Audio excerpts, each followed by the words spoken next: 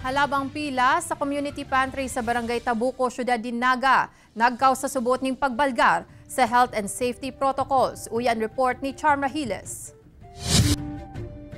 Aminado ngunyan ang Konseho de Barangay kan Tabuco, Naga City na sa ibungkan sa indang mga pangapodan.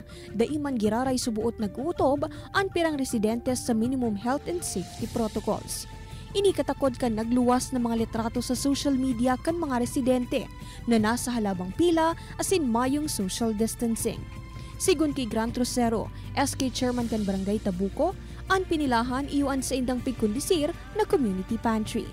Pigsabihan man subuot nindaan mga nakapila na mag-utob sa safety protocols. Alaga da isubuot sinda, pigdangog. Ulayan mi naman po sinda na sabi mi, i-maintain ta po si social distancing, and then sa yun na po ito, naghagad na din kami ng police assistance para po talaga at least may takot na din and ma-maintain na po nila. Kan mag-abot man subuot ang pulisya, tulos na na-regulate ang mga residente asin na ipagpadagos nindang matarayumpo ang event.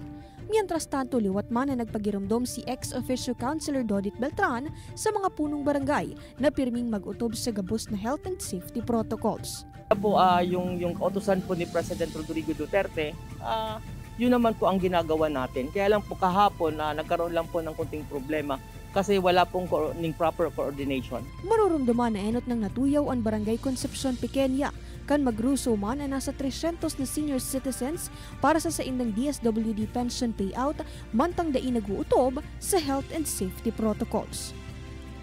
Kaibanan si Carlo Abonita, Charm Rahiles, Balitang Bicolandia.